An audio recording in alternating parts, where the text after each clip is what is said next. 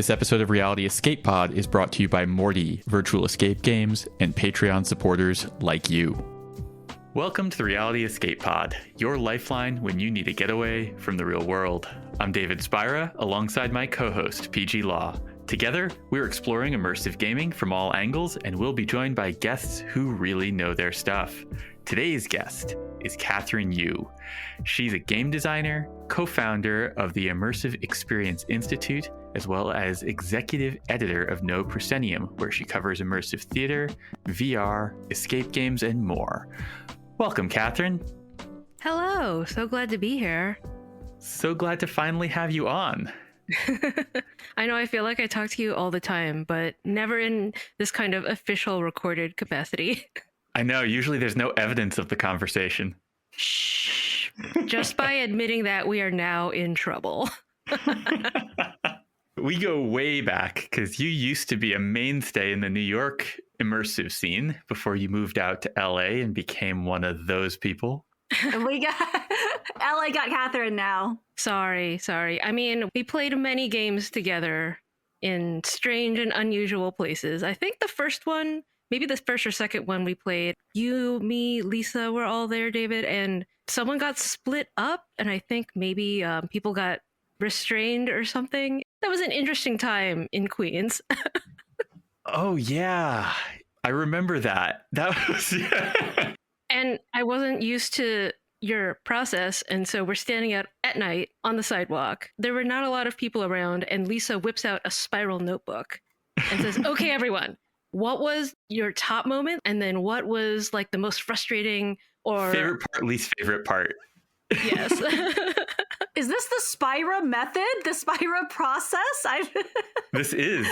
The patented Spira process. I've never heard of this. Well, Peih-Gee, we haven't played a game yet. Wait, you two have not played a game together. Oh my goodness. Because I've played games with Peih-Gee, but not with you in the same room, David. I've played games with David and Lisa, but you weren't there, Peih-Gee. So I feel like I know more than you do, maybe.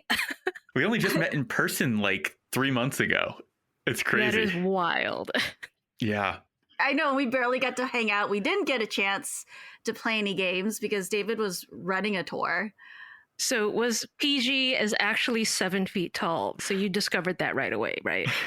The thing that surprised him the most was how short I was. In my brain, Peih-Gee was way taller. So... Yeah, what are we going to talk about today? We got a whole bunch of topics. Okay. We're gonna dig into a whole bunch of things. I've known you for a long time now. I don't think I've ever actually asked you your immersive origin story. So let's start there. How did you get involved in this world? Whew. Well, like a lot of New Yorkers, I saw Sleep No More in spring of 2011. And it's actually, yeah, I think it's coming up on some sort of anniversary milestone for that kind of stuff, especially because the show's been shut down and now they're reopening in February. So I saw a friend post a selfie with a very vague caption. They were in their mask and their date for the night was also in their mask and they were dressed to the nines. And it was just something to the effect of, you have to go to this. I was like, okay, I don't know what this is. It looks pretty intriguing. So I went.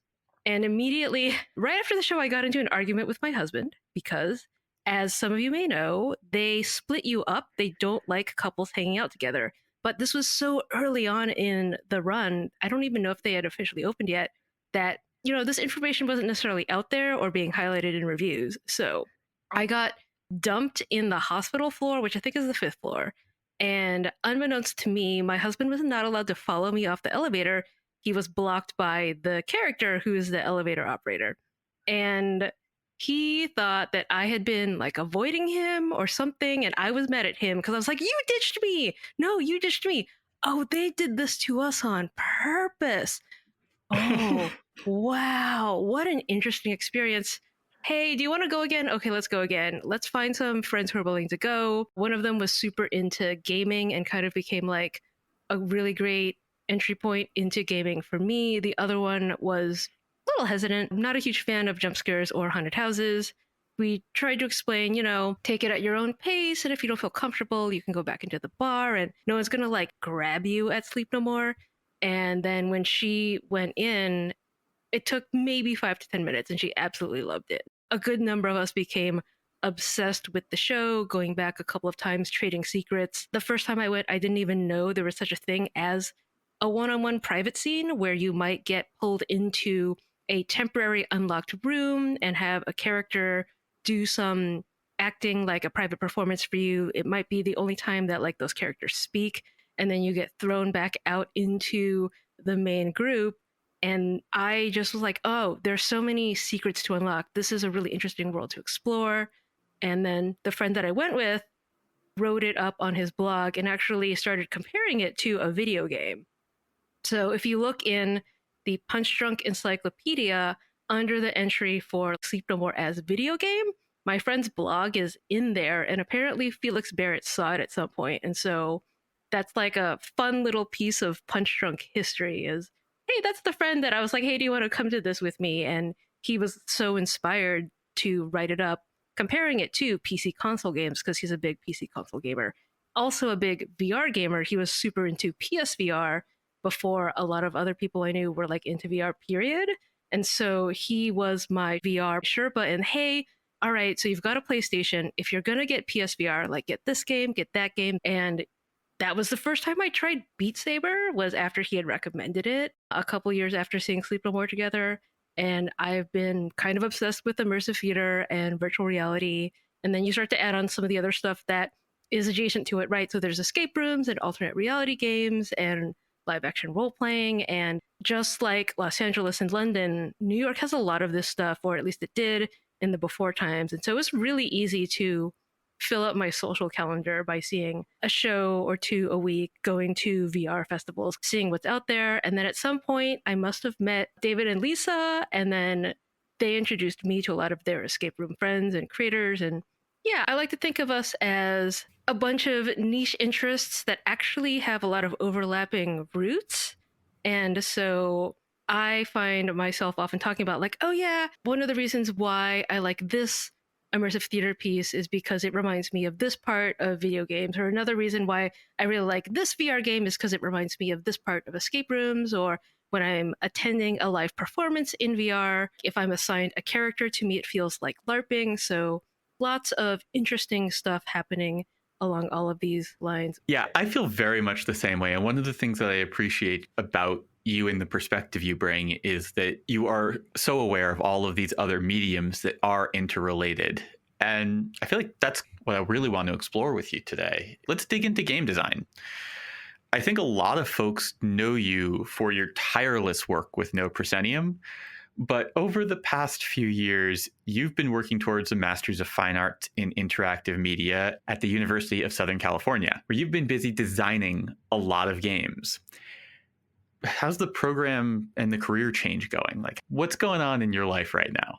Wow. So that's a deep question. I am in the middle of working on my virtual reality thesis game, which is a narrative experience. It has some lightweight puzzling elements. This is Penrose Station, right? Yes. And part of what I am digging into, not just in the making of the game itself, but also in my thesis paper, is thinking about how we cast to the audience.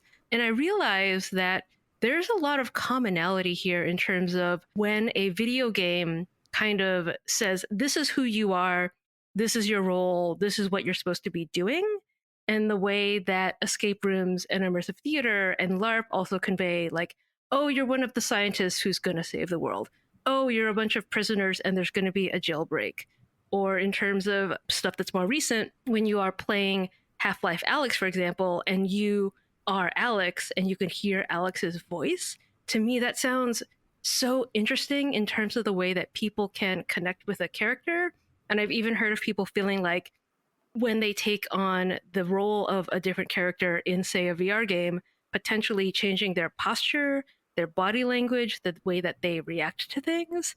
So that's my like special interest right now. At some point later this year, I'll be able to spread the word about a new VR project that I worked on for Tender Claws this past summer. And then in addition to that, just as part of my coursework and a fellowship that I was lucky enough to receive, I've worked on first-person walking simulators as well as alternate reality games. I'm thinking of it in terms of the fact that you're able to move around in VR, you have hands. One of the games that came out fairly recently, Tales from the Galaxy's Edge, does this, where when you look down and you're like, oh, I'm wearing different clothing and I have different hands than before. Who am I? Am I me? Am I someone else in VR? Am I somewhere in between?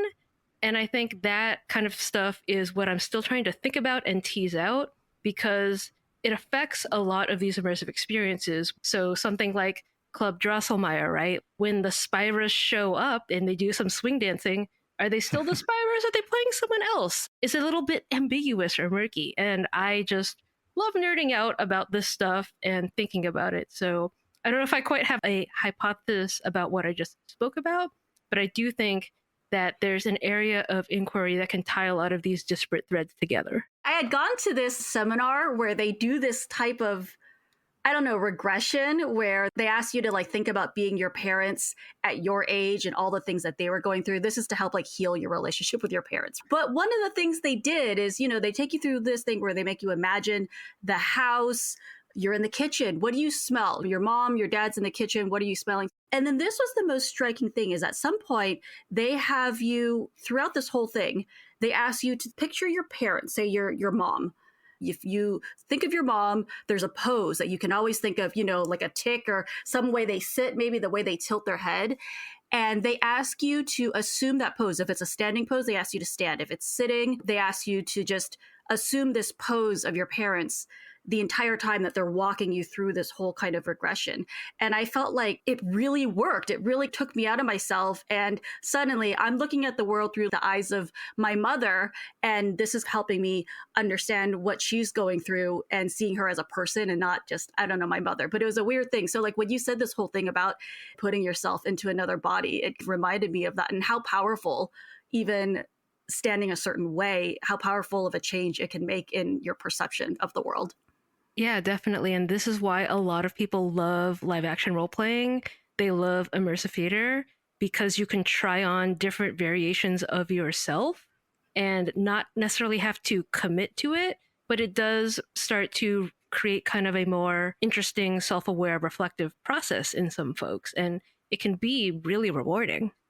And there certainly are clinical uses for role play. It's not entirely the same thing as what we would consider LARP or many of the different variations of LARP, but there definitely is a medical realm for this. And there's also professional realms for role play of using it for training and all sorts of things. Yeah, that's one of the reasons why I think there's a lot of potential in immersive art and entertainment, because you can literally imagine and build a new kind of world. So that opens the door to, what kind of world do you want? What kind of self do you want to be? That kind of brings me to my next question, which is Wait, really? It really does. I am shocked, surprised, and delighted. You're working through right now a lot of different theory and practice of game design. But before that, and before you made this leap and decided to shift your career, you were working as a user experience designer, which is my vocation as well. What do you feel are the parallels between UX design and game design? Because you're at this point talking about constructing reality and doing it with intention. I'm curious where you think the overlaps and differences are. Oh my gosh. If you love people, if you're a humanist at heart, if you like understanding people, observing people, trying to figure out why they did something, why they didn't want to do something, but they thought was going to happen. I'm constantly surprised whenever I try to playtest something, or when someone gives me something of theirs and I start playtesting it. And let me tell you, I have really bad, very bad hand-eye coordination, and I do not have a filter. So when you are giving me your game, I'm like, oh, what's this? What does that dot do? Is this supposed to be red? Is it clickable? Let me try again. I'm going to try again. Oh, I really want to click on that. Oh, okay. I guess I should be doing something. Let me open that. Oh, it doesn't open. Is there a key around here? Like, that's how I tend to play games when I'm playtesting, is I just give people my internal monologue. So I think, yeah, it's very similar. Someone has a problem with the navigation on a website, or they get stuck in an app, or they can't figure out how to check out their shopping cart. And then on the game design side, no one reads the rules, so you have to make them as simple as possible.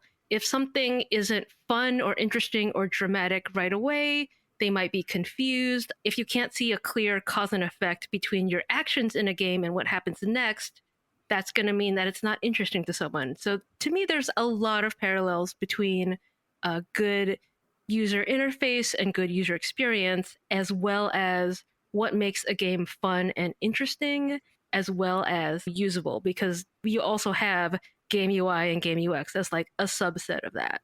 I feel very much the same way. And when I do web design for my clients and app design, my underlying philosophy, I use it as sort of like for grounding and for humility, is that I don't believe that you can actually make a website a delightful experience. People talk about, oh, we're going to make a delightful experience. It's a freaking website. There are many like them. They all look sort of the same. It's small variations that add up to how pleasant it is to use. And so my goal is to not make something that's delightful, but I try to eliminate as much suck as I possibly can. And that's also sort of the way that I look at game design, is that you have an infinite amount of options that you can put into anything, but a lot of them suck. A lot of them are really just miserable to be a part of. So like, can you shave off? Can you remove the stuff from it? It's more like carving than it is like building. That's the way that I think about this stuff. I have been delighted by websites, David. That's not true. Colby's Curious Cook-Off was an online web-based puzzle hunt, and it was a game. Delightful. It's a website. It's a game. website. Talking about website, more task-oriented stuff. Yeah, I'm talking about the corporate stuff that I get hired to do. A Fortune 500 company is hiring you to go and rebuild their website. You're not making that website into a delight. You can make their task more pleasant along the way, though. Exactly. You can convey information effectively. You can make it so that the forms don't make you lose your mind when you put something in incorrectly, or better yet, design the forms in a way that it's really hard for them to put things in incorrectly and they don't even see the error state. There's a lot of nuance that can go into making something that's a pleasant experience. But I think that a lot of it is removing and zeroing in on the stuff that isn't good, it isn't fun. Yeah, and for this scenario, what do people care about? They care about going about their day. They care about getting the thing done. They care about not spending too much money. Sometimes the best thing is to be forgettable in a way. Exactly. Having a website where a video starts playing immediately, the worst. Okay, sorry, this is totally off topic. Would you like to join our mailing list? Exactly. Yeah, the thing is, when people decide they're going to play a game, they want to be immersed. They're going to an immersive theater production. Now, you have different types of people who are showing up with different goals, but you can at least assume some amount of them actually want to be immersed in it. There are definitely some people who don't want to be there. They were dragged by their significant other. They were dragged there by their boss or their company. They got there by mistake. They thought it was something different. There's certainly mindsets where you have to take into account the people who don't want to be there. But when people are like filling out a form to return something to your company, they don't want to be there. No one wants to be filling out that form, but they're stuck doing it. If you are having to interact with your insurance company, nobody ever has wanted to interact with their insurance company, ever. So The couple times I've had to use like our renter's insurance, the people have been awesome. So that always helps. That's great. But that's good design. And that means that they're doing something. They're taking a moment where they know you're filled with dread. You know that you're calling up saying, gosh, I really hope they don't reject this claim right now. Because that's the thing that you're thinking about when you call up this company. Oh, yeah. I had a movie of the buckets of water falling into our closet from the neighbor, though. So a little easier for me. Yeah. I was like, look at this monsoon in my house. Can I have some money? And they're like, yes, here you go. Money, please. Yes, exactly.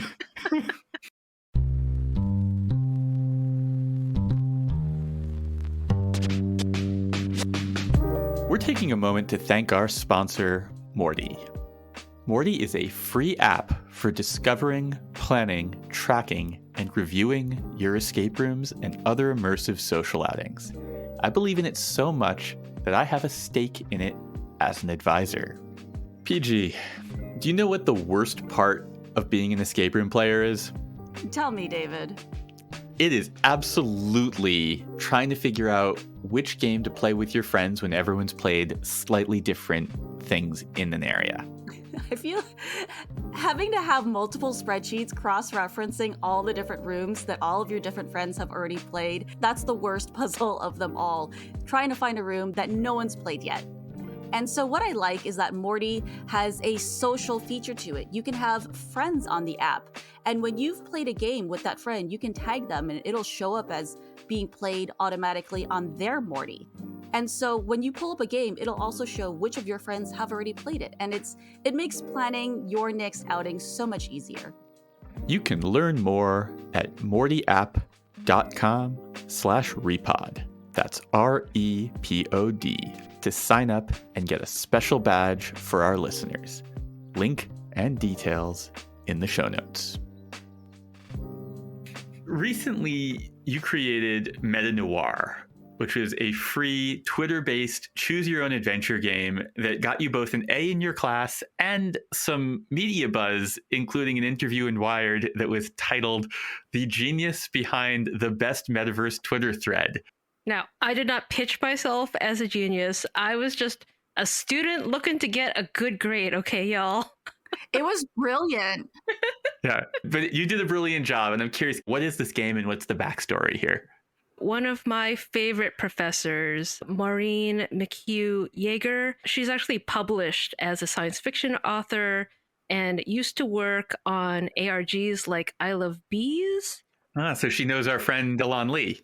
Oh, yes. And she has stories about the times that she was wrong and he was right about things. That's my experience with Alon as well. Well, of course. So she really wanted to instill in us the ability for a writer to adapt. The first two homework assignments were pretty straightforward. Hey, write a game scene that has X requirement. And then she immediately said, okay, now that we've gotten that out of the way, the next two homework assignments, you're going to write about a VR environment with no dialogue. No writing, no words. Okay, now you're going to write some VR scavenger hunt mechanics. Okay, now I'm going to force you to write for social media. So it was really about the fact that we cannot predict the next form that hit games will take. So you better be prepared to write for whatever constraints, whatever platform, whatever affordances there are. And so she really wanted us to think about, okay, if you're writing for a first-person game or a console game that's a multiplayer, FPS, whatever, what's fun in that format? What's cool in that format? And what do you not want to do in that format? All right, let's take that lens and move it to VR. What's fun? What's interesting? And what is going to make people just roll their eyes into the back of their heads? And for social media, we were thinking about, how do you make something go viral? It's extremely difficult. How do you hook someone if they see a tweet out of sequence, which I found was so hard and just really kind of broke my brain when I was thinking about it. That's the puzzle of Twitter, is so often you see someone retweet and you're like, I don't know if I'm interested in this. Yeah. Maybe what's I'll the look. context? Yeah. And so for me, when she gave us this assignment, it was like, here are the platforms you can choose from. Really think about your audience. What's your hook? How are you going to introduce interactivity? Make sure that you don't spend too many hours on it, because you knew that this project could potentially take over our lives if we planned a big enough scope. And then also that like iteration time. So if you had a branching narrative, that was something that you could do ahead of time. If you wanted to introduce where people were voting or commenting or doing polls as to, for example, what your character should do next, that means you, the writer, have to be posting all the time. So what was your cadence? Would it be every 12 hours? Would it be every 24 hours? And she encouraged us to make fresh accounts that were not necessarily tied to existing accounts, and to start measuring the amount of engagement that we got, the number of followers that we got. So I posted multiple times begging and pleading, like, please follow. I'll get an A if I get enough followers. Please follow me. It's like virtual panhandling. Basically. And thanks to you guys, I got some followers off of your followings. And I knew that I didn't want the experience to be too long. So if you actually read through the whole thing, it's not that much of a time commitment. And I tried to just make every single tweet as concise as possible and put in things that felt like interesting and juicy and a little bit scandalous. So that's why I start off with a dead body. What's the basic premise here? So someone has killed the mayor, and you are a lone detective trying to figure out why. And it's film noir, but I was thinking about alt space and VR chat, so it became this like cyberspace noir. And I remember what was really cool about it was you would have a thread where the story is multiple threads, and then suddenly maybe you're introduced to a couple characters. And then this is where the narrative starts branching, because nestled inside the thread, you would have a tweet that said, click here if you want to talk to these girls that just walked in, or click here if you want to leave and pursue this other lead. And so once you click, now you're into another Twitter thread. And I remember the whole time reading this, it's like Russian dolls, but you worked backwards, having to go. The start of the story is basically the end of the tweet thread, if that makes sense. And I could not imagine the diagrams and the amount of work it took to build this thing from backwards to forwards. Yeah, that was several hours. I have a question. So do you consider this a game or a narrative? I started thinking about this when you started talking about Sleep No More as a video game. And I was like, what defines the difference? Is a choose your own adventure? Is that a game or is that a book? Where are the boundaries? Very fuzzy, very fuzzy. There's a big interactive fiction community. They have a contest every year. And I also have played a lot of Twine games. I've both made Twine games for school and played a lot of Twine games. What's a Twine game?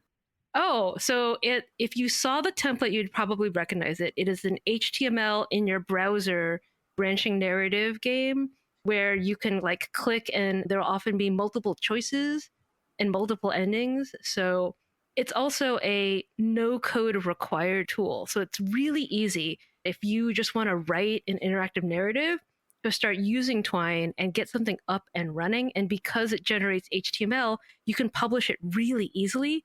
In fact, if you go to itch.io and just say, oh, I want to publish my game, oh, it's a Twine game, they will put it on their site and it will be runnable in that web browser from anywhere, even on a phone.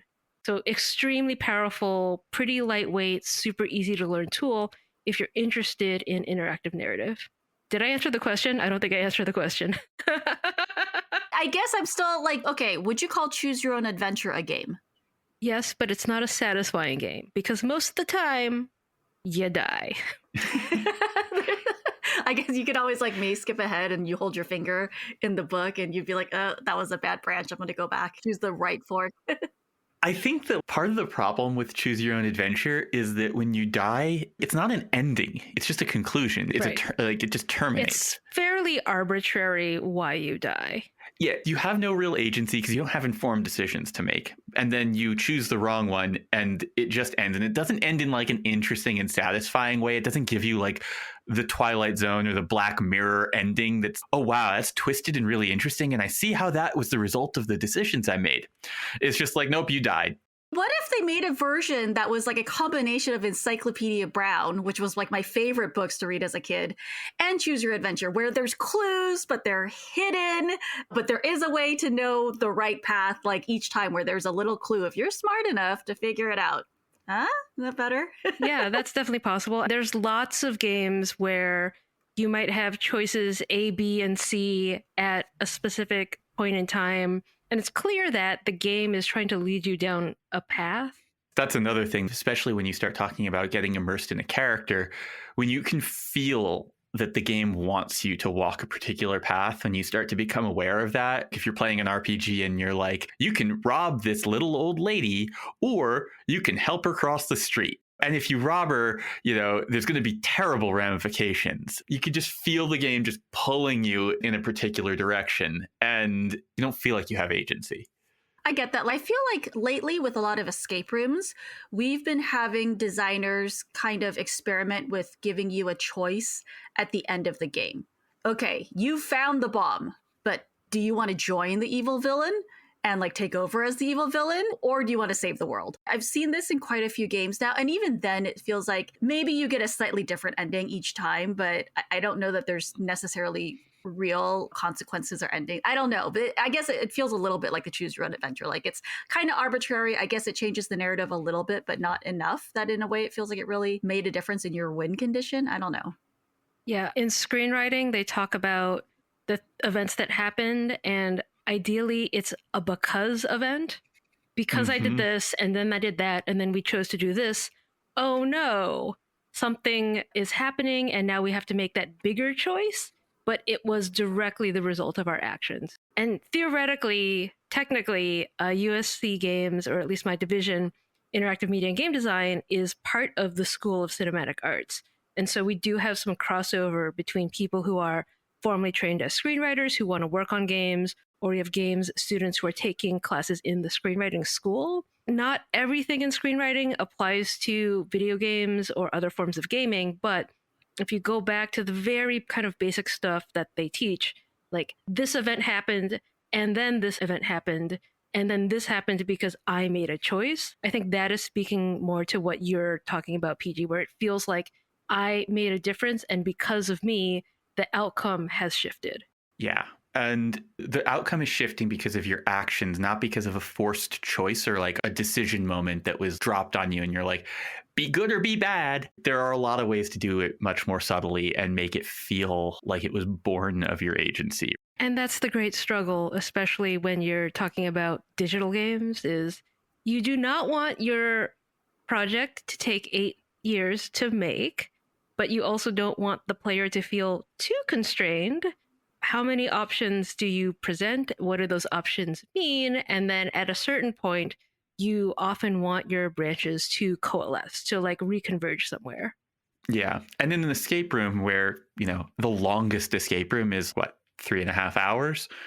And that's an outlier game. Usually it's 60 minutes, 90 if you're feeling decadent. You don't have as many branches, even if you want to go and round out your world thoroughly. The opportunity doesn't present itself the way that it does in a video game that could take 200 hours to complete. Right. Or if you look at something that is in between immersive theater and gaming, the live element means that the people running the show can react to the choices that you're making in a more organic fashion, whereas a lot of times stuff in a game is more preset. You know that you're going to trigger one of 5 endings or something like that.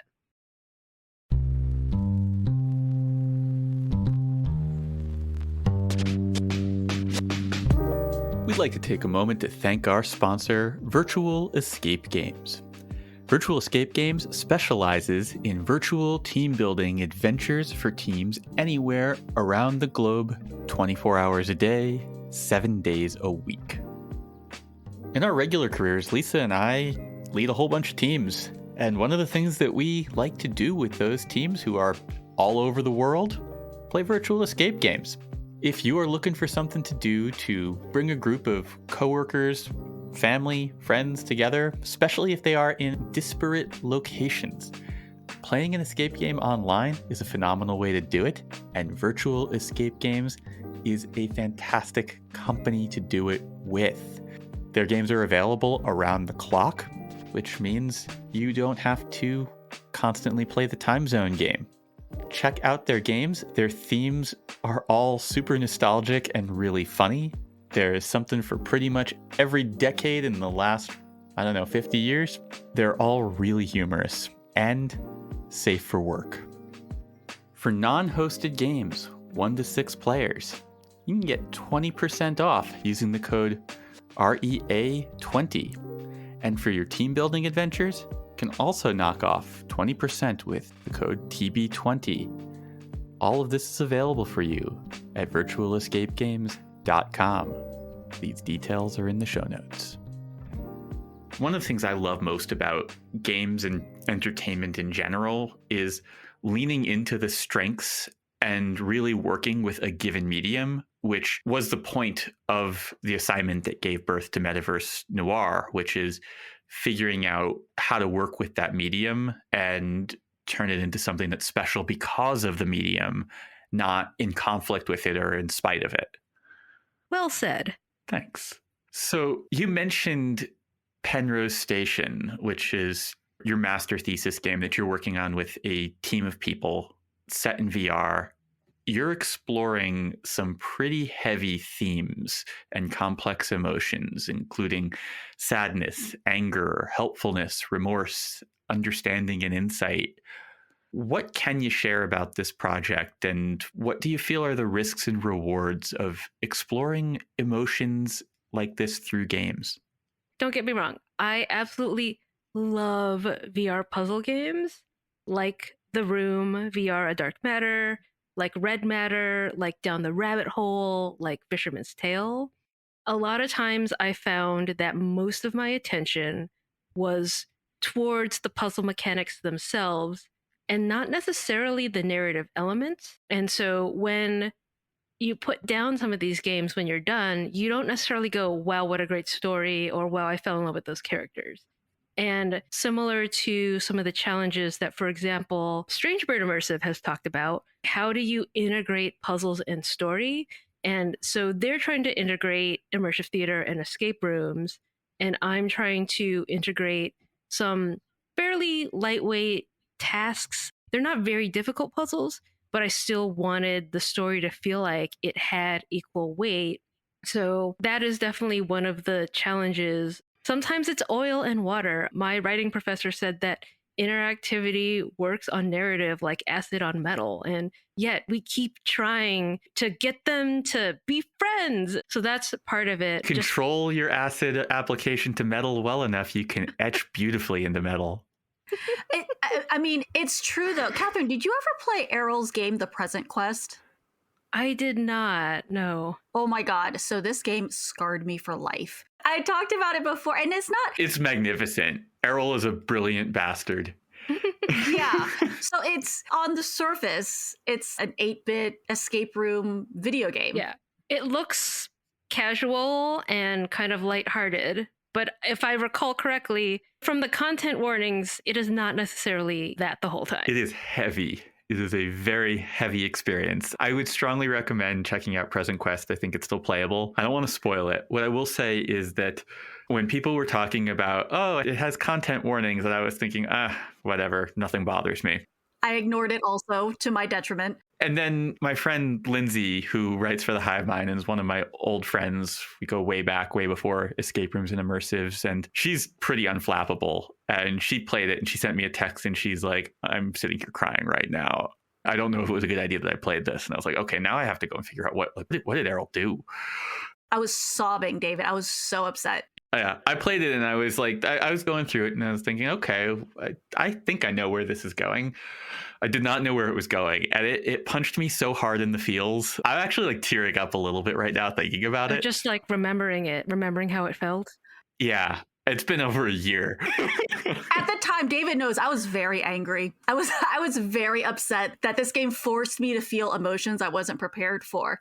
But I'm still talking about it a year later. You know what I mean? And we're still talking about it and thinking about it. And everyone else loved it. I hated it because I was not prepared for those feelings, but it's not like I hated the game. I hated the way it made me feel. Yeah, it provoked a strong reaction. Put another tally mark under games as art. And one of my thesis advisors, it's like, why is it satisfying sometimes to play a game that makes you sad? It's to help you process your own feelings about stuff when you are inevitably sad again. Yeah, or to force people like me who normally would not sit and do a bunch of emotional work into this, but I like playing games. So if I can get there through these things, I think there's a lot of really interesting applications. Yeah, definitely. And anyone who's interested in this topic should also check out Games for Change, which happens every summer. There's all sorts of different subject matter that is highlighted there, and a lot of it does have to do with difficult topics that are often not really approachable, especially in other mediums, but using games as a way to convey information and provoke emotion and hopefully corresponding action.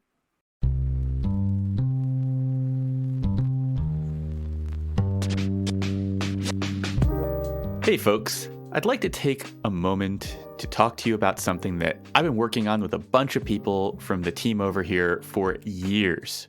We've been wanting to host Recon, the Reality Escape Convention, in person in Boston for a very long time, and circumstances have halted that effort. but not this year. We're doing it. August 21st and 22nd of 2022 in Boston, Recon is happening. We are blending Escape Room Conference with the tours we've been producing for years to produce a proper escape room convention. You'll meet people, you'll play games, you'll hear wonderful talks. It's going to be a great time, and I truly hope that you come and join us. Tickets for Recon are available now. You can learn more at realityescapecon.com. Details in the show notes. I'm going to have so much work to do after this episode because Kathryn's giving us so many resources. It's great. I have links to all of the resources mentioned in the podcast in the show notes. So if you're a listener and you have not yet checked out the show notes, you can take a look because we link to most of the resources that are mentioned. Peih-Gee puts a lot of effort into the show notes. You should go and check out the show notes. I keep trying to shepherd people there. So I feel like I'm not screaming into the void here. So since we're talking to podcast fans right now, let's change gears a bit and talk No Proscenium for a moment. The No Proscenium podcast has a new format that I'm a really big fan of. Can you tell us about No Pro 2.0 and just sell the listeners why they should be listening to you? We are trying to cover more and different types of immersive art and entertainment. So I would describe the new format as kind of more of a magazine. So you might have a beat check with a journalist for, hey, what have you been seeing at an Oculus conference or CES? Or what have you been observing on the festival circuit? And then we've got people who are actively working on projects that might be showing online or at conferences and festivals or in specific cities. We're also trying to highlight different immersive experiences. So each week, our review crew, their pick of the week, and dig a little bit into what is it? How does it work? Where can you find it? What makes it special? I try to do a quick 5-minute segment about what's happening in the news, and that could be in the XR space or theme parks or immersive theater or alternate reality games. So just trying to mix it up a little with more interviews, shorter interviews than there used to be with the bonus material being put out on the Patreon feed, but hopefully giving people a broader taste of what this stuff is all about, whether or not it's immersive art installation or it is virtual or augmented reality, or it's someone who's standing up a theater piece or who has written a book about immersive experience design or immersive dance or whatnot. I really love the direction that No Pro is going. If you haven't listened to it recently, strongly recommend. Check it out. Kathryn and Noah and the gang are doing a killer job. And special shout out to all of our volunteer staff, just trying to keep a bunch of different voices on the podcast too. It's been really nice to highlight some of our writers who you might only read in print on the website, but yeah, getting their voice on the podcast has been super cool. So it's not just me and Noah all the time. I have one more important question for you. And it's actually the most important question. It's the reason that you're on the show. Can you help me understand the magic of the chili crisp? Oh, okay. So it is a condiment. The most famous one, which you can find at many Asian grocery stores, is called lao gan ma. And it is sweet and it is spicy and it's got beans on there and it is good on almost every kind of food. Some people put it on ice cream. Other people put it on oatmeal or hummus, pizza. Yeah. And that's the classic. That's like the OG. Some people call it old lady sauce. Other people call it old man sauce because the portrait of the creator is a little ambiguous. The legend is that she was selling noodles and her noodle stall got so popular because of her amazing sauce. And they realized this, then they decided to produce and package and mass market the sauce. Now, fast forward a couple of years, everyone loves lao gan ma, but there's some other people putting their own spin on chili crisp. And so you might get ones that are more garlicky or that are less spicy or that are more about like a roasted chili pepper kind of flavor. So I personally have several in my cupboard. I've divided them up via application. Some are meant more as a cooking ingredient. Others are meant more as a condiment or a topping. All delicious. So if you like sweet spicy or crunchy spicy, highly recommend. David, when I saw this question in the list, I thought you meant chili crisp like a potato chip. And I was like, oh, chili crisp oil. My favorite sauce for dumplings is soy sauce, vinegar, and chili crisp, and sesame oil.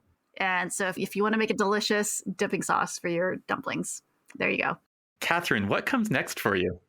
Well, I really hope to finish my thesis game later on this year and fingers crossed be able to find a distribution avenue for it.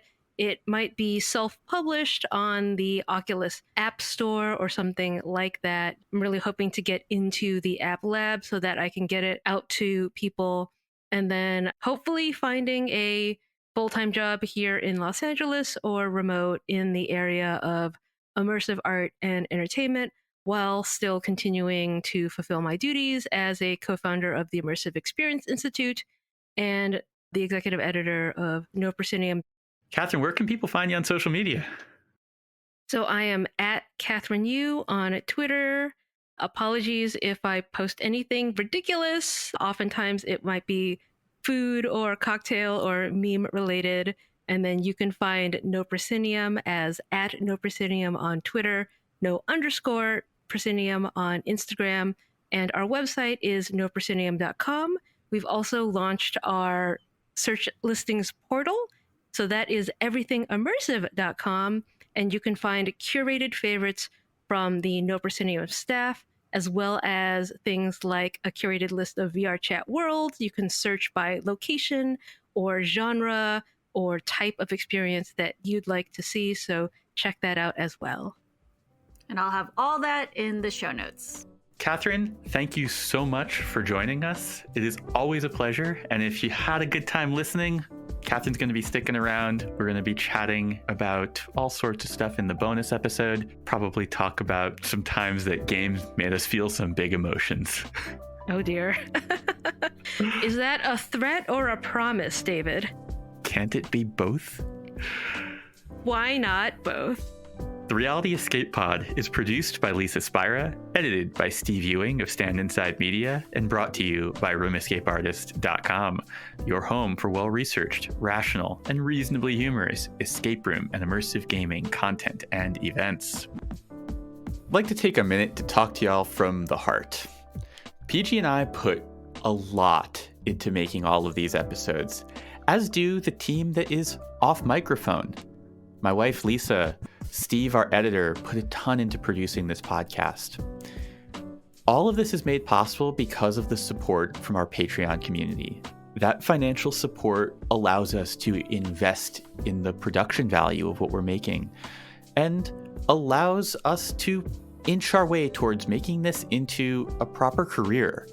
It's hard to monetize content these days, and our Patreon community really does allow us to do that. And we're really trying to grow. So we put out extra bonus episodes for our patrons. We have a spoilers club for higher level backers. We've got a Discord chat, and we're always adding new things to the mix for our patrons. So if you love what we're doing, please consider supporting us. It means more than you could ever imagine. And you'll get a whole bunch of extra content too. Thank you again to all our patrons. If you aren't one, I hope you become one. Okay, I guess my escape room glory-ish, when they did the expanded version of The Nest, I went pretty early on in 2019, and I remember thinking that their in-world hint system was very clever. The phone rings with the lawyer whenever you're stuck. And we got through the experience, and it was so moving and touching and just so well-crafted, and I said, did I break something? Like what? Like the phone only rang that one time with the character introducing himself, and they're like, oh, you guys didn't need any hints. Like, you're the first people who haven't needed any hints. And I was like, oh, okay, score. But also, can I go back inside? Because I really want to, like, look at that stuff again.